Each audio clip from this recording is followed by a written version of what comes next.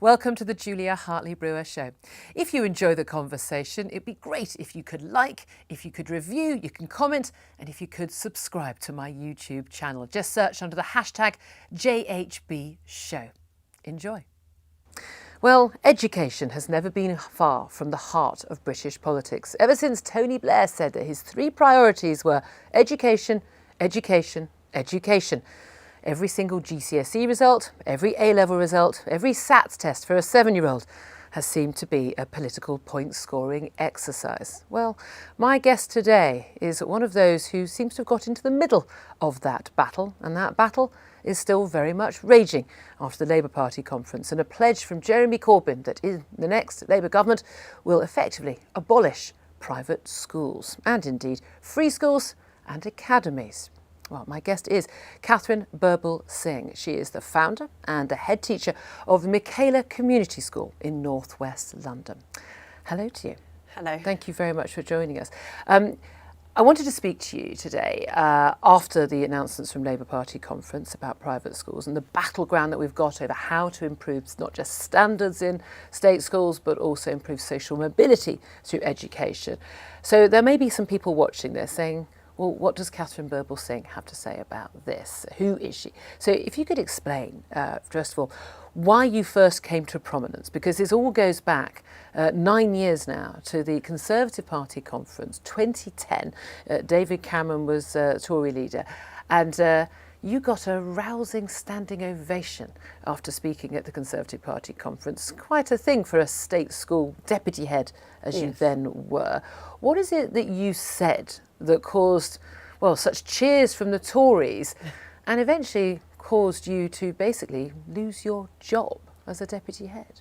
Well, I gave this speech that I essentially said the system was broken, the education system, and I think that people were in denial about that. I think people are a little bit more honest nowadays. There's still an argument over it, but it's actually an argument. In those days, you really weren't allowed to say that.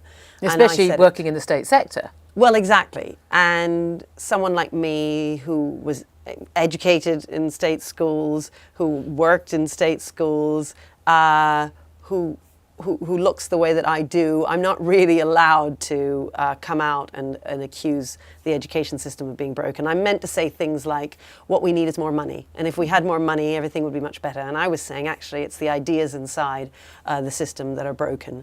And that's not to say that more money isn't great. I would love as a head to have more money. But ideas are the most important thing that makes any institution run well. And I was attacking progressive methods that are used in education. Okay, and this progressive methods, there's been a lot of discussion in recent years about child-centred learning and all of this. Self-esteem matters as much as knowing about Shakespeare and all these ideas. We will come on to all of those ideas. But I mean, education has definitely become a battleground. It was a battleground with Tony Blair. It was a battleground with Michael Gove when he was Education Secretary, attacking what he called the education blob. And certainly going to be a battleground at the next general election. Of course, Brexit is going to dominate a lot of things, but for an awful lot of people, their local school, the school they can get their child into, the school that they went to, is a really big issue in their lives. And we know that the Labour Party have just announced, private schools, to all intents and purposes, tax breaks gone, a limit on the number of private school pupils who can get into university. They'll be effectively, to all intents and purposes, abolished. They want to get rid of grammar schools, selective education based on your child's ability. They also want to get rid of free schools and academies. Your school, Michaela, is a free school. Let's talk about the journey it took you to get to that point and how your school is doing, because a lot of what you've done, I think, is exactly what really every school needs to be doing if we are to deliver the sort of standards we want, so that, let's be honest, people like me, I'm a bog standard comp educated girl who now sends her child private. I wouldn't send my child private if all the schools were offering the standard of education. I don't mean the playing fields and the nice grounds, I just mean the standard of education in the classroom that certainly seems to be offered at your school to your pupils. So tell us what happened then. You spoke at Tory Party conference. Yeah. You were cheered to the rafters, standing ovation. And then I was in a position where I had to resign from my job. So you had to resign because you had criticised the system. You basically were forced out of your job. Well, I mean, it's complicated, but yes, I would say that you're untenable not to allowed continue. to say that sort of thing. Okay. And so then I thought about going into the private sector, but I'd always worked with disadvantaged kids, and it's what I do well, you know, and I feel like the private schools, I have nothing against private schools, but I feel like they have, you know, they've got some good teachers, they've got good pupils, they're doing a fine job. They don't need me. I felt like the kids I'd been teaching all my life needed me, and I wanted to be with them, and I need them, you know. So the only way I was going to get back, I was told by various headhunters and so on, I was told I would never work in the state sector again, and that the only way I could was if I set up my own free school. So I got a group of people together, and we set up Michaela, which opened in September 2014 with 120 children. We now have, we're all the way up to our sixth form, and of course we got our GCSE results first lot in August this year. I remember seeing some social media postings about this school that was denigrated. You were denigrated by many in the state sector. Tell us how your kids did. Yeah, well, so they did really well, you know. I think you're maybe underplaying this. Yeah, no. You had some kids who were getting straight 9s at GCSE, and for those of us in old money, that's not an A grade. It's not an A star. That's an A star star. Isn't it? That's the new marking system. And I mean, a quarter of our kids got in maths, for instance. They got the top grade, the 9. A quarter of them.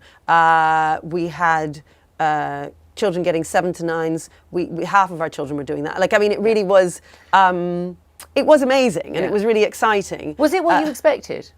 Were you confident they were going to do well? I knew they'd do well. I didn't know exactly how they'd do, but I knew my thing to them was always, this is on you. When I would give assembly, I'd say, I've given you everything you could possibly need. You've got wonderfully silent corridors, which means you can move very quickly to your lessons, and you get every minute out of every lesson. You've got brilliant teachers. You've got an environment where answering questions is not something that's an embarrassment, where the bullies are going to get you for being that nerd. In fact, everybody's competing and wanting to be the best. It's cool to be clever. It's cool exactly. To work hard. It's cool to be clever. I've given you everything. There's nothing more for me to do. You now need to do the work at home. And most of them did. There were some who didn't, and I think that's right. I think that ultimately the results should be the responsibility of the child, and I'm very much a believer in personal responsibility. But of course, they need to be given an excellent education in the first place, so that it then is just up to them. Okay, but let's bearing in mind the results you're talking about are the results which some pretty, good schools in middle-class areas with an intake of kids from, the professional middle classes would be expecting to get. That's not the intake of kids you've got in your school in North Wales. Describe the intake with a sort of a typical home life for the children at your school. Yeah, so lots of fathers aren't necessarily around. Mums with 3, 4, 5 kids perhaps have a couple of jobs. Parents who don't have jobs at all. We would have. It's not unusual for boys to turn up on bikes, wearing masks, carrying knives, waiting to meet our pupils. One of our Year 11s, when he came out of his exam, his GCSE exam, went outside the gates, and a bunch of other boys rushed him and stabbed him with a couple of compasses. Like that. That is, my staff every evening are out on the streets getting the kids on the buses so they can get home safe. Muggings are quite common. This is the inner city. Gangs are part of our lives. There was a pupil from one of the local schools who was killed by a South London gang not so long ago. There was another one that was stabbed far more recently. This is just part of our lives. But okay, but the argument that we've got constantly in the education sort of fraternity is you can't deliver top grades unless you've got the money. Your school presumably doesn't get any more money than any other school. No, it gets far less. And if kids don't come from privileged middle class homes where they get walls and walls of books and every possible help at home, then they can't possibly get those results. And the argument has always been, but it's not our fault. We can't deliver these grades. We can't rescue these children. It's what's going on at home. It's what's going on in society, and it's a failure of the government to give all that money. So how on earth have you managed to do that? Well, I do have excellent staff, and we have, I would say, a different set of values. I talked about personal responsibility. I always call my values small c conservative values. We believe in the idea of duty and honour and respectability. We want to, we talk about being the captains of our souls and being the masters of our fate. We believe in personal responsibility. There's far too much blaming of the outside all the time that can because happen dad's elsewhere. not at home, I don't have to work at school. That's right. Or teachers saying, because the kids come from difficult backgrounds, there isn't much we can do. They're poor. They're therefore not going to succeed, and there isn't much we can do. And there is always an element of truth to a lot of this, because I would say family does have a lot to do with a child's Well, otherwise, why are the performance. rest of us bothering? Yeah. I mean, if exactly. every time I read a nursery rhyme to my child and put her to bed at the same time, if that has no impact whatsoever, I've just been out drinking all night. Yeah, so we're trying to make up for often what they have not got at home. Children who come to us who have not reached their chronological reading age, and we catch them up. Children who aren't perhaps motivated in the way that they should be because their parents aren't saying the right kinds of things to them. So we do that systematically. It's about the implementation of various systems. I would talk about, when I mentioned earlier about teaching methods, our teachers stand at the front of the class and teach. Is that allowed anymore? I thought we had child-centred teaching. I mean, this is the thing. We've had a whole sort of revolution. As someone who's a comp kid from the 1980s in secondary school years, we certainly still had to teach at the front of the class. But it's certainly got much, much more about child-centred learning and children discovering things for themselves.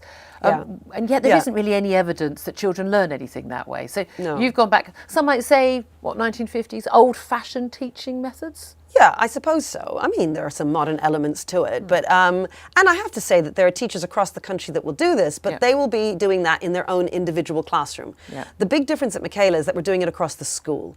When Gavin Williamson, the Education Secretary, who came recently to visit us, I was explaining to him about the difference, and he was saying, gosh, it's true. All the desks are in rows. The children are all looking at the teacher. At his old school, because he was at an ordinary state school, he said the desks were all in groups, and we were all looking at each other, having a chat, while the teacher was trying to keep us quiet at the front of the class, But the thing about this is, it's not complicated, is it? I mean, and if you actually look at how some of the top achieving schools around the world and top achieving schools in this country, what they all do the same thing. And it's interesting how many parents who are very sort of into this very laissez-faire sort of child-centred learning for everyone else's kids tend to choose very traditional schooling for their own children. I've noticed the front bench of the shadow cabinet often seem to do like a selective school or a grammar school for their kids, or even a private school. So in terms of the ethos of the children at your school, is the message very clear? Look, instead of you being able to excuse poverty as the reason why you can't do well, you're saying that's not an excuse. It's a no excuses culture. It's down to you. We're going to give you the tools, and it's up to you to take those tools and use them for your future. But also giving them an environment where that's safe. Now, you mentioned just in passing silent corridors. There's been quite a lot of criticism that you're the strictest head teacher in Britain. I mean, that instantly makes me like you. I've got to be honest. I'm quite old-fashioned on these things. But you don't allow talking in the corridors. Why not? Yes. Well, I mean, they do say good morning and good afternoon. So the teachers will be dotted around and we'll all be saying good morning to each other. The reason is because if you have a challenging intake, so I understand that if your intake is not challenging, you might not need silent corridors. But if you are in the inner city, if you don't have that, you will end up with children screaming and shouting, running through the corridors, whipping doors open, punching each other, fights will go on.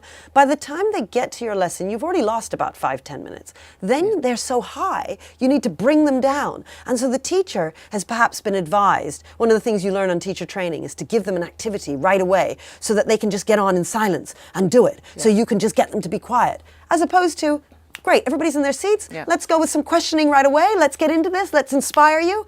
It creates a totally different atmosphere in the lesson. One is about trying to subdue them because they're so high coming in, and another is about trying to inspire. And obviously, going the inspirational route means that the kids are much more awake and engaged. Hands are up. They want to answer questions. And you can create that culture when we were saying about it's clever to be cool. Because everybody's got their hands up, as opposed to the cool kid who turns up late and swings the door open and it bangs against the wall and, oh, I've arrived. And then all the kids start laughing. And then the teacher has to start again and so on. Like, we don't have time for that. We've got kids who we need to catch up. We've got kids, and when I say kids who need to catch up, even the ones at the top we need to catch up, because they are kids who could get to Oxford and Cambridge, but we need to teach them really well to get them to a point where they're going to be able to do that. You're losing so many years. I mean, there's been quite a lot of research that children at top schools are getting 2 years worth of education more. Simply, if you look at 10 minutes out of each lesson being lost. That's right. That's basically a day a week. That's exactly a couple of what's weeks going a on. term. That's and right. At the end of those 14 years of education, they are 2 years behind. Yeah. I mean, and That's that is, and then people say, oh, these private school kids are getting into, or grammar school kids getting into these top universities. Well, I wonder why. Imagine. Yeah. And crucially also, we are at least 2 years behind the top schools in some of the other leading countries. I mean, I don't know how much realistically our youngsters are going to end up competing with kids from China and from Singapore. But the reality is a lot of those teaching methods are spreading around the world. Our children in a very multicultural, very international city like London and in many other parts of the country as well, they are going to be competing against people who've been educated abroad. And if our education is not up to standards, they are simply not going to be able to compete, are they? The key point here is that if you want to help the kids you're teaching, what I find always happens, and this is often coming from the left, is that they have good intentions. And so they want to do what's right for the kids, but because they deny traditionalism, all this progressivism is just holding those kids back. By having a no excuses culture, it means that those kids that come from poverty have to work extra hard in order to keep up. That's what you want. You don't want to say, it's okay, you don't need to do your homework, because I know it's difficult for you at home because you don't have a desk to do it on, because life isn't going to forgive you like that later. We need to get them working hard. Sometimes life isn't fair, and everybody's divvied up a different set of cards when you're born. You've got to take what you've got and make what you can of it. And you take personal responsibility for it. You don't spend your whole life blaming everybody else and saying it's because of racism, it's because of sexism, it's because of the establishment, it's because of my poor school. You take what you've got and then you go with it. Because otherwise you're going to be sitting on your bed at 85 years old, looking back at your life and saying, well, I was a failure, but it wasn't my fault. It was because of the family I was born in. It was because I was black. It was because I had a single mum. You can't do that. You've only got one life. And this is where it comes down to excuses culture, and that's where it's not necessarily about poverty. It's poverty of aspiration, poverty of education and expectation, everything. That's right. But the interesting, that is often those kids are getting that at home already. Don't bother with school. I never learned anything useful at school. Don't bother with that. And then when they go to school, that is the place where that's supposed to change, and yet it's not. Where did that culture come from, though? Because I agree with you. I think the teachers, I meet so many teachers from the left. People tweet me, they come on my radio show, and I know they're good people. I know they absolutely mean well. They desperately want these children to succeed. They feel passionate about making sure that poor children get ahead in life, and their role in helping them. And yet what they are doing is holding those children back. Why do they not see that what they're doing, as well-meaning as it is, isn't working, and then think, maybe what I'm doing is wrong and maybe I need to do something different? Well, some of them do. I was one of those people, right? You were fully signed up to it, I was a lefty teacher, thought all the standard things that a lefty teacher would think. I changed my mind. But it takes years. And it's also really difficult to change your mind, because then you have to accept that kids who you taught before, your ideas, that you actually failed those children. And to come to that conclusion is hard, right? Everything I did the last 10 years was a waste of time. Exactly. So the older you are, the more difficult it is to change your mind about these things. But it's also just the fact that you're not exposed to these ideas.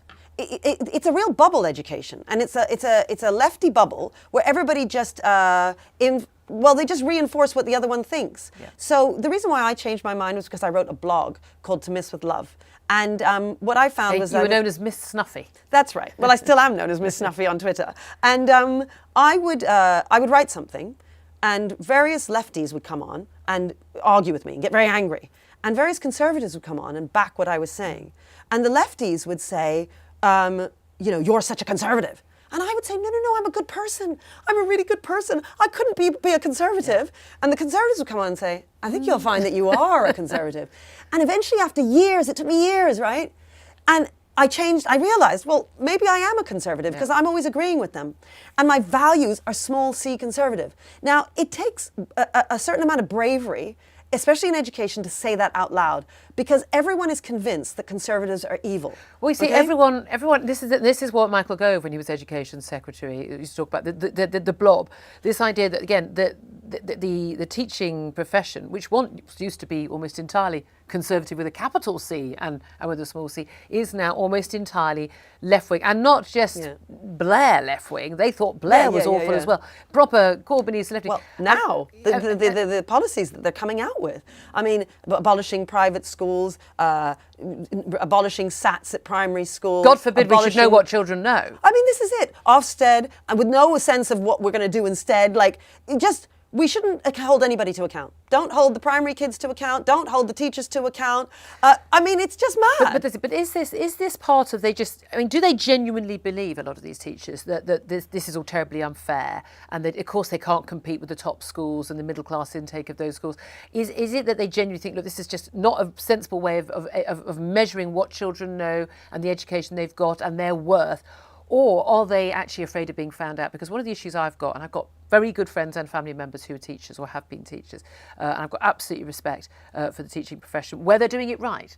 But it does seem to me that the failure rate of education in this country is such that if this were public transport, we had that many trains that never arrived or arrived that late or were cancelled, if we had that many people whose survival rates from cancer were so far behind other countries, they're already behind now, but so far behind, if we had that level of failure rate in any other public service, there would be a national outcry, there would be a royal commission. We have 100,000 teenagers leaving school every year who don't have a worthwhile qualification to their name. 14 years of education. They can't even get a D or an E grade, old money in GCSE. No. Something must be going wrong. I realise these are probably not kids coming from lovely, happy, stable homes where mum and dad are saying, let me help you with your homework, and they're eating broccoli with every meal. Of course they're not. The teachers are having to battle against a lot of bad things that are happening in these kids' lives. But if you've gone to school for 5 days a week every term for 14 years and you can't get even 1 grade D GCSE, something's going wrong with the system, isn't it? Yes, but there is truth on both sides. So teaching is very, very hard. And running a good school is very, very hard. And that is because there are so many broken families around. Yeah. So many of our families, they block the school number. Right? They just, you try and ring them. Yeah. Right now, our year 11s, I want to meet up with the families, give them advice about how to support their children going towards exams. Can't get through to them. Cannot get through to them because they don't want to hear from us, because they don't care, right? They just don't want the hassle. And then you think, well, how is that possible? Now, when those teachers are crying out and saying, well, it's not fair, there is truth in that, right? But that doesn't mean that we're also getting everything right, right? So when I talk about the progressive teaching methods, the lack of behavior systems in schools that are reinforced and are consistent across the school, these are real issues in the state sector. And it's difficult to know how much of what the teachers are saying is true and how much of what I'm saying with regard to behavior systems and so on and teaching methods is true. It is very tough. And it is true that obviously the easier your intake, the easier it is to get good results, right? I mean, it's so obvious. They're just going to sit down. Children who've had a good night's sleep, they've had breakfast. Yes. They've got family who care about education, who want them to do well, who take it seriously, send them to school on time, in the right uniform. Of course, they're going to be easier to teach. So, and it's that unfairness, right, that often the left is driven by a sense of what's fair. Yeah. And the other values that conservatives might value, when I talk about a sense of personal responsibility and a sense of duty, a sense of self-sacrifice, all of this sort of thing, many on the left don't value that as much as they value fairness. Yeah. And they feel, so when they say we need to abolish private schools, what they're saying is, I often say, it's like saying my house is a mess. And it's a mess because the house next door is bigger and has better facilities. Yeah. They have a nicer kitchen. And if I just break down the house next door, then suddenly, miraculously, my house is going to get cleaned. And that isn't what's going to happen. For me, look, they're getting on with what they do in the private schools. Fine. Good on them. I wish them luck.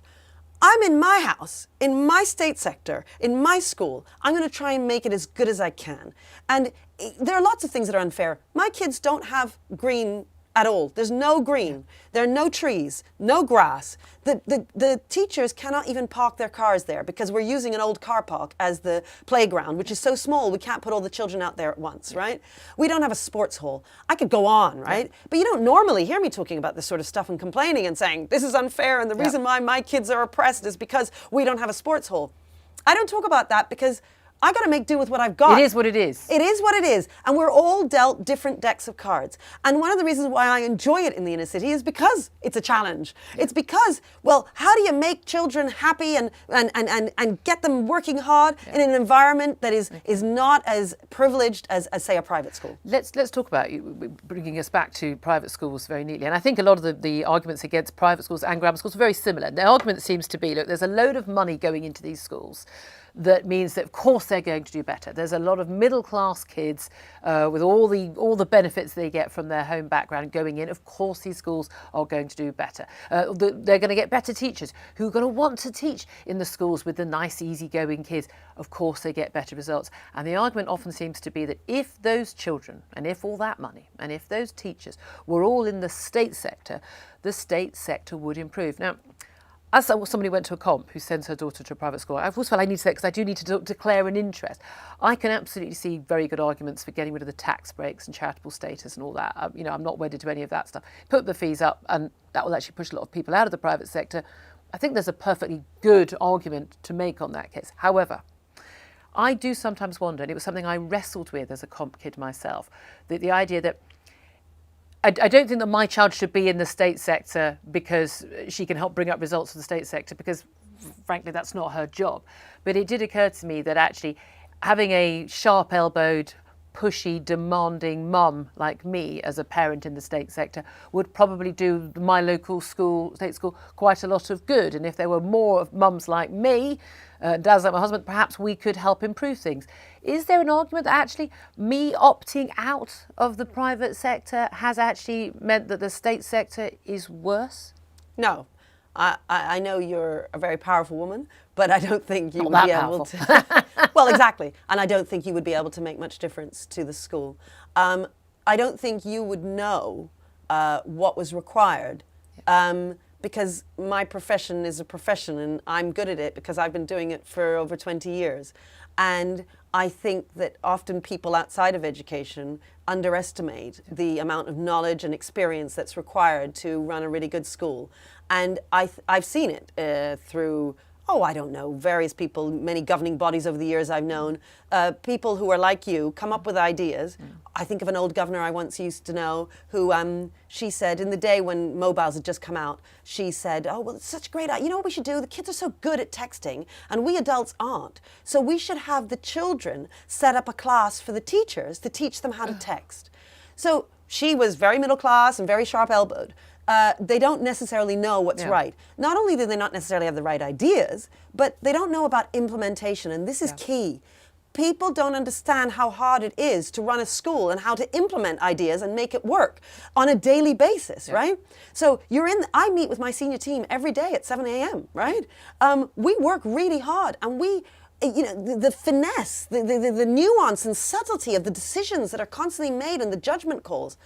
People who aren't us can't do that. And if your daughter came to our school, well, I mean, you might say that the school was already doing what it needs to do, but I'm not sure you would know. But it's very difficult for parents, indeed, to know what standard is a normal standard. What should a child know by the end of this term or this year? It's virtually impossible. And I know there's some books out, and people like Toby Young, look, this you also set up a free school. This is what you need, your child should know at this stage in their education. But with the curriculum changing, how are people, I meet people all the time who'll say, my kids are at a great school. If you look up, a recent Ofsted report, you think, it's not what the inspectors think. They have absolutely no idea. When members of the press interview me and I'm saying the system is broken, and they say, well, why do you say that? My child is at state school and he's fine. And I say, how do you know? He comes home at the end of the day. You say, how was your day? He says, fine. He goes to his room.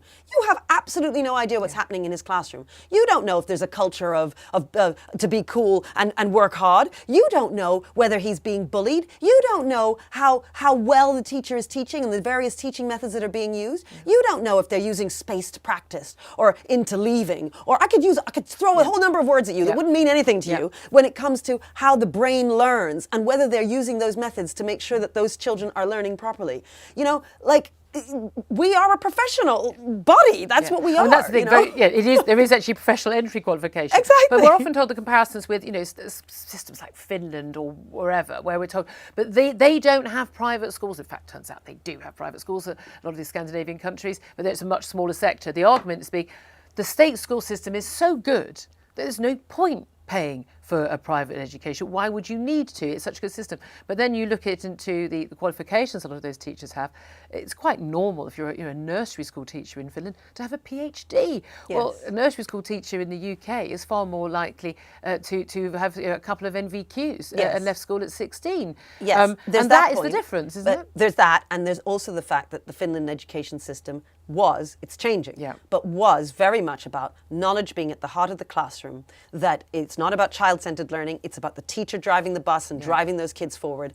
It was about discipline and so on. Now, Finland has been changing, and I guarantee you in 10, 15 years, we're going to see the results change in Finland. We're already starting to see the results change in Finland. But crucially, you think that you could abolish Eton and Westminster and St Paul's and all the other private schools tomorrow. You don't think that will do anything for the kids who... It would bring up overall state school standards, surely, because those kids would be in the state system getting their 10 grand's worth of tutoring, so much cheaper for the parents. 10 grand's worth of tutoring, they would be making sure I know what I'd do. I'd move into the catchment area. I'd have the money to move into a catchment area of a good school. House prices would rocket in that area. I'd make damn sure my kid got a good education by hook or by crook, using whatever I could, as I think most parents would try to do. Would that necessarily bring up the other kids in that school? Well, I don't understand why anyone would think it would.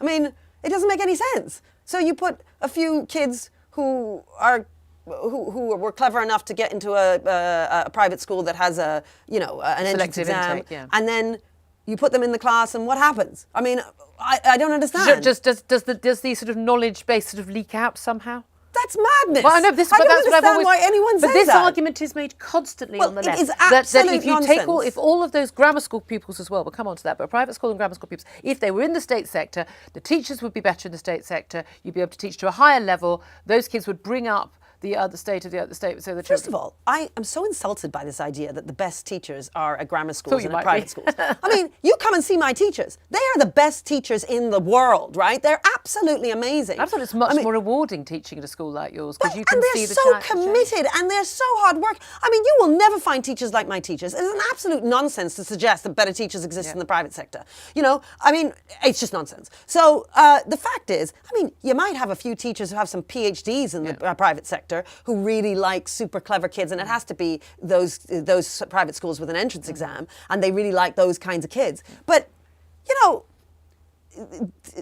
there's different things that make teachers good. So like there are teachers who have PhDs, but then there's teachers who are really inspiring and they're excited about what they're teaching and so on, and they just grab you and take you. You know, like look, that's an absolute nonsense. The other thing that's a nonsense is putting some clever kids or some well-supported kids at home into a school. Well, you might just create another set of kids. Like, it's not going to make any difference to the rest of the school. I mean, I don't understand it. Even if it did have that effect, I suppose also that you are using then children as means rather than ends. You're basically saying, we will use you and your ability to help other children. I'm never entirely sure that that's the job of those children. Look, I know schools, I know kids. This is what I know inside out. It will not make any difference, okay? I'm telling you, it'll make no difference at all. I mean, what it would do is it would change the average overall in terms of the GCSEs you're putting out. The schools would look better, wouldn't they? So it looks better. So they're right that it would look better.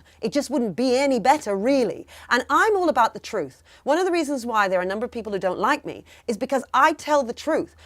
So when I said the system is broken, it's because I think the system is broken. Yeah. And they're saying, well, you're not allowed to say that. We all know it's broken, really. But we're not going to say it's the emperor's new clothes, you know? And the fact is, unless we recognize and look at what the problem is, there's no way of fixing it. Now, I have to say, Michael Gove, I'm a great supporter of his in terms of what he did in the education sector, and he has brought about really great reforms. So we have better exams now, we have far less Mickey Mouse subjects, and so on. So it's really good what he's done. There are other things that they could do moving forward. I mean, there are things like teacher training really needs to be addressed. This is something that Michael Gove never got to. But also, I mean, discipline. I understand from every teacher I've ever spoken to. I think that teacher training is 3 days or something. I think they might have upped it to 2 weeks in terms of the teaching discipline. Whereas actually, it doesn't matter how good you are at physics and how good you are imparting knowledge about physics. If you can't get the kids to sit down and shut up and listen, there's no point. Yeah, well, I mean, and that's one thing I have to say the Conservative government have also done really well. They've got Tom Bennett, who's the behaviour czar in the DfE, and he has a whole program of how to get behaviour to be better in our schools. And it's about systems. The reason why the academy changed, some of them can be very strong and really good at doing this. They go into a failing school and they turn it around because they implement systems. And it's about the implementation. I referred to that before. You need good staff implementing systems which can then just be brought out across the board. Yeah. So you can if you want to change education nationally, you need systems being brought out across the board. This has worked in this school, now it's worked in 10 schools, it can work in 100 schools. That's right. So when you look at the results from some of the schools in similarly deprived areas and similarly deprived children as yours, as pupils, does it make you angry? Because, as you say, if a company that sells, chocolate or bicycles or whatever fails, well, yeah, people lose their jobs and that's sad. But you know what? I can go to another shop to buy chocolate and I can go and buy a bicycle from someone else. But you only get one chance at education at the age of 5 and one chance of education at the age of 10 and one chance of education. You can retake some exams, but you never get those years back. It's so unbelievably vital that you get the right education at the right time. Does it make you feel angry? Do you feel sad? What does it do? I feel sad. People always ask me what drives me. And what drives me are all those thousands and thousands of children that I've known over my lifetime who have been failed by the system. And they're often the poorest and most disadvantaged kids. And I love them. I just love them. You come to our school, our little year 7s are just the cutest things in the world, and they think I'm some kind of like I'm Madonna, and I come into their break hall and they go, Miss, and they're just so Do thrilled. They call you Miss Snuffy? No, of course not. I just love them, and they just deserve a better chance in life, And so that's why we work really hard at Michaela, not just to have impact on our kids, but to have impact on the whole of the education system, because it is changing. I promise you, it really is. There are people who are changing their minds all the time. People who follow me on Twitter who say to me, 2 years ago, I used to think differently, and I used to think you were awful, Katharine. And now I've changed my mind. I've been following you and listening to you. Because the results don't lie. No, this is another thing. Wait, but it's not just about the results. Yeah. It's also about the kinds of kids. Yeah. The thing I'm most proud about are the kids who they are. They're polite. They're lovely. I interviewed a caretaker yesterday, and he just couldn't believe it. He said, I've been working in schools all my life. I've never seen a school like this. The children are so well-mannered and so well-behaved. He said, I can't believe it's a school. I mean, he was bowled over, right? And he was saying how he has a 5-year-old son, and he wants to send him to our school because he wasn't talking about results. He doesn't even know what the results are of our school. He wants his child to be able to walk proudly with his shoulders back and shake your hand and look you in the eye and say please and thank you. And the really frustrating thing about this is exactly the stuff that the top schools, whether they're private, grammar, whatever, state schools, that they're already doing. A lot of these simple life skills for how to get on in life. Exactly. It's not just about churning out the A grades or the 9 grades. Exactly. So let's talk about exactly how you go about doing that. You get a kid who turns up at the age of 11. And when we know there's a real issue with kids who've actually done very well up to year 6, so the end of primary school, do very well, and then they start failing desperately in secondary school. And this is a very interesting phenomenon. I'm intrigued to know what you think that is behind that. But they turn up at 11, maybe dad's not been around very much, mum's working 2 jobs maybe, so you say nowhere to do the homework, parents who didn't really care about school, in low-paid jobs or no job at all, living on a sink estate, worried more about safely getting to and from school than anything that happens at school. How do you make school a place they want to be in, where they want to learn, and that they can do well and turn out well? What's the starting point? Is it uniform? Is it the silence in the corridors? Where do you start? Well, it's all of that stuff, but Does uniform matter? Absolutely. It doesn't matter in most schools around the world. So why does it matter here? Okay, so it's another tool. So you can run a good school without a uniform. If you have a uniform, you must make sure you enforce it, because if you don't, then you're telling the kids, we have rules that we don't care about. So if you don't have a rule, you better don't have a rule you're not going to enforce. Exactly. Okay. Whatever the rule, you mean what you say and you say what you mean. That's 101 in teaching, right? When you first start, you're told that. You cannot say something and not mean it. You've got to follow through, because otherwise the kids don't take you seriously after that, right? And when the next time you say, well, I'm going to give you detention if you don't do your homework, they think you're not going to do it, right? So what was it you were saying? You asked me? So you start with, so uniform matters. Yeah, so uniform. Oh, I was going to say about broken windows. That was it. Broken windows theory is that you have a house in a poor area and all the windows are left intact, they will stay intact. You break one window, and over time, all of the windows will get broken. You need it all to look uniform and this perfect. is just an idea. Well, if no one cares about this, they won't care about that, and it's just Well, it's a small falling thing. apart. So Giuliani turned around New York by removing the graffiti off the subway cars. And you think graffiti off the subway cars, like who cares, right? It's the same with the uniform. You keep those ties to the top and tuck the shirts in. People say, well, who cares? Because you look after the small things. You look after the pennies, and the pounds take care of themselves. You look after the tuck shirts. And is that about the children being proud of their appearance, or is it about just an expectation that you will abide by the rules of the school? Well, it's all of that. So you abide by the rules of the schools, but you have to be outraged by the smallest thing. So do I care if their ties are down? Yeah. Of course I don't care. Do I care if they've forgotten a pen? I mean, am I genuinely outraged? No. But I pretend to be outraged because then they think, I better get my pen. I better get my tie up. Oh my goodness. Oh, make sure I look right. Blah, blah, blah. And then they're not carrying knives, right? The fact is, you think there's a link between those two? Definitely. Look, all children want to rebel. If the fence is tight, then to rebel, you leave the shirt out. Yeah. To rebel, well, you bring the wrong pen. Kids are not allowed clicky pens at our school, right? I love that rule. Click, because click, click, click, and it interrupts the school. You're rebelling, you bring in your clicky pen. At another school, where they don't have that rule, well, maybe you bring in a knife. They will always rebel. Okay? Give them silly little things to rebel about. Exactly, and that's what a uniform does. Right. But uniform also makes it so that you're following the rules, also gives you unity. Yeah. So one of the things that we're really big on is being British, right? Yeah. We are all British together. I mean, careful there. Are we allowed to do that anymore? Yeah, well, we do, and it's always a bit shocking. We sing God Save the Queen and Jerusalem, and we do it together because we are a family. I talk about the Michaela family. Do you have a winter festival, or do you have Christmas at your school?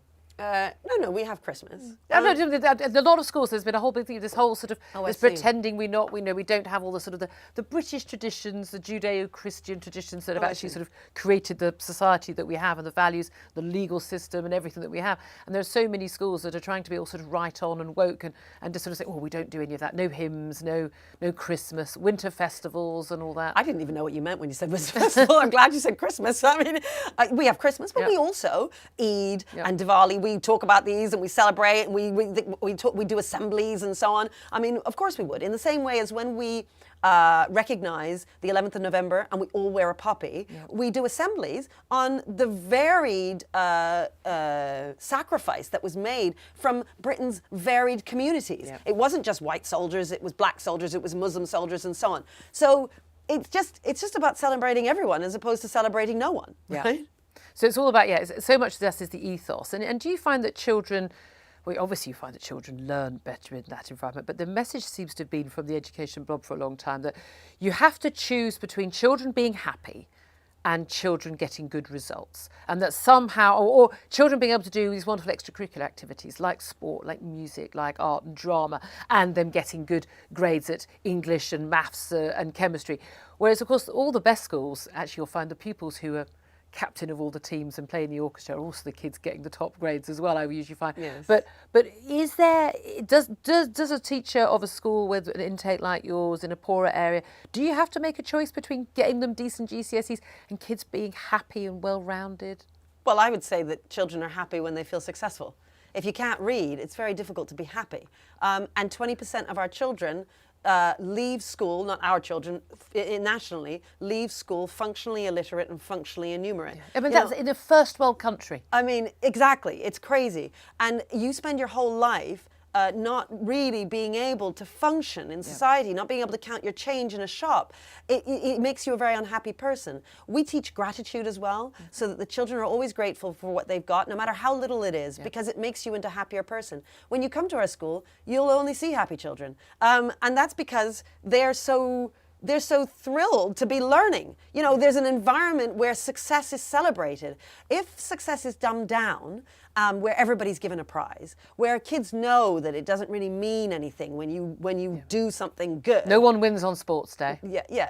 That is what makes you unhappy, right? I don't understand, again, why are they saying you're either happy or you do well? It's doing well that makes you happy. But it's the unfairness thing. Yeah. They don't like the fact that some children do really well and some children don't do as well. And so they want to when they say level the playing field, they just want everybody to be the same. But they want everyone to come down. Well, that's necessary. Isn't that what it means? Because Yes. we're constantly told, I say all the time on my show, every child has a unique talent. Every child is special. With all due respect, I don't think even every adult is, let alone every child. I think there are an awful lot of us who are just completely very average, thank you very much, and will muddle through life quite happily, but aren't necessarily. The idea that every child could, if they'd been born into a well-off home and been read a nursery rhyme every night, every child could get an A star. I mean, there are lots of kids who come from very wealthy families who don't end up getting that, so that would suggest not. But do you think that even the aims on the left of making everything fair and equal, do you think that is even if it was desirable for everyone to be exactly the same, would that even be achievable at all? Well, I could, but then we'd be in a communist country. I mean, that's essentially the drive that they have. It's they're fighting power. And they don't like the fact that there are some people in authority, that the teacher is an authority. They want everybody to be the same. And that includes the teacher and the pupil as the same, yeah, so one of the things that some lefties will say is that the teachers are learning as much as the children. Ew. And I'm like, well, then there's something wrong with you as a teacher. You're not teaching very much then. There's something wrong. I'm just of you, other than saying something amusing, that 11-year-olds don't have much to teach you. I mean, exactly. And, they'll be able to teach you about how to use your phone and how to play certain video games. I mean, they teach me loads about video games. But, I mean, there's nothing wrong with us being in charge as adults. Parents need to be in charge of their children. Often parents are scared of their own children and they feel awkward about telling their children what to do when that's their role in life. Yeah. We owe it to our children to lead them and show them what to do. And finally, what about, and again, one of the battles over the grammar schools and the private schools and the state comps and free schools and academies has been about what gets taught. And well, it's so much easier to teach, every single historical battle and every king and queen and all those facts in a school where everyone's sitting there waiting to learn and they're all miserable and they're rote learning. But the knowledge, this idea that knowledge and facts aren't as important as the process of learning how to learn. This has been a really strong message that's been coming out of schools. One of the things that I've always felt quite strongly about is that actually just simply knowing facts, having read books, having actually knowing some mathematical equations, knowing if you're in science periodic table, having actual knowledge of historical facts matters, doesn't it? Yes, although the caricature of knowledge being central in the classroom is that it's just about rote learning. And you're sitting at a desk just repeating. And that's just a nonsense. In fact, that never happens at Michaela. It's that we have knowledge which is central. We still have the goal of being skilled at the end, but it's the knowledge that makes you skilled. Yeah. If instead you're teaching some kind of nebulous transferable skill, you're not teaching them anything at all. So for instance, you want them to be able to be independently minded and you want them to be able to give their own opinion about things. So you get them to write an essay about their school uniform. Do you like it or do you not like it? And why do you not like it? Well, they write that, but they already knew that. Yeah. If on the other hand you studied Macbeth, and then talked about your opinions of Macbeth, the character, and was he good or was he bad and why and so on. Well, then you've given them the knowledge to have an opinion about it. You cannot be independently minded about something and disagree with somebody unless you know something about it. And the reason why often in schools you'd be writing these essays about uniform, for instance, is because they're taking something they already know, because they don't see knowledge as centre to the classroom. And this is also part of the poverty of expectation, this view that, well, they couldn't possibly understand that. They wouldn't understand, this complicated chemical equation. They wouldn't understand this bit of history or this bit of literature. They want to make it relevant for them.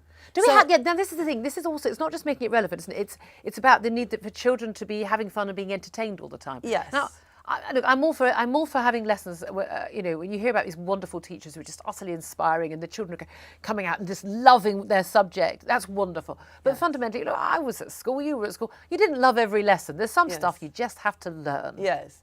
Well, yes. And the thing is that the more difficult the kids who are in there, the more challenging their backgrounds, the more likely you are to try and make it more relevant. So you're teaching them French. You think, ooh, French verbs are a bit dry. I know what I'll do. I'll do a French rap. I'm teaching them English. Well, Shakespeare's really hard, the language, to get through. So what I'll do is I'll do Benjamin Zephaniah because he's black and these kids are black. And so they'll identify with him and it's a little bit more cool. But what you end up doing inevitably is shutting them off from the knowledge that's going to make them more powerful in the end, that's going to give them a life.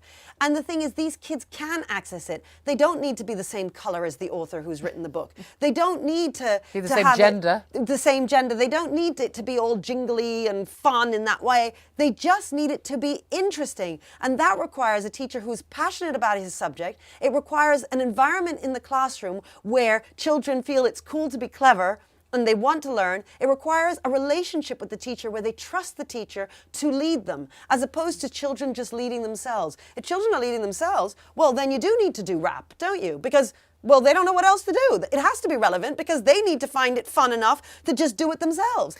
Yeah. Just finally, Yes. I mean, you and I could talk about this for days. Yes. I love your passion. I think it's wonderful.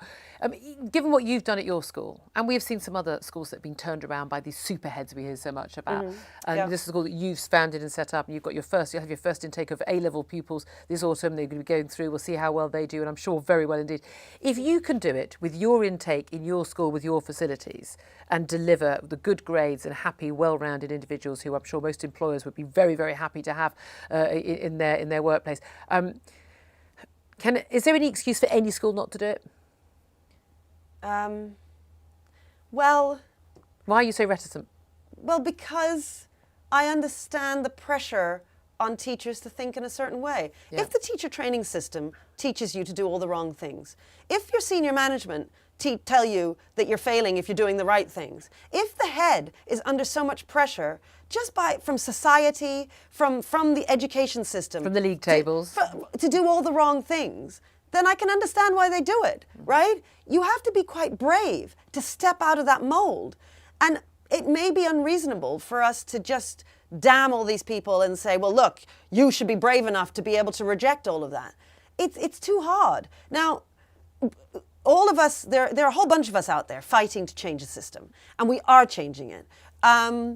I suppose I would want to ask your audience who are teachers and who are heads just to be brave and to go in the opposite direction of what you're normally told to do. Because the thing is about these kids, you get a second chance every time you get a new intake. Those kids don't get a second chance. No, that's right. Katharine Birbalsingh, I think you're absolutely amazing. Thank you. I think you've done a wonderful thing for those kids, and I admire your courage and bravery in actually speaking out. And you've taken a lot of flack over the years, but if you deliver the goods for the kids, that's all that matters in the end. Thank you. Katharine Birbalsingh, thank you very much indeed. Thank you for watching the Julia Hartley-Brewer Show. If you've enjoyed the conversation, don't forget to like it, to review, to comment, and also to subscribe to my YouTube channel, Julia Hartley-Brewer. You can find it under the hashtag JHB Show. And also, don't forget to share on social media so other people get to enjoy the conversation too. Thank you.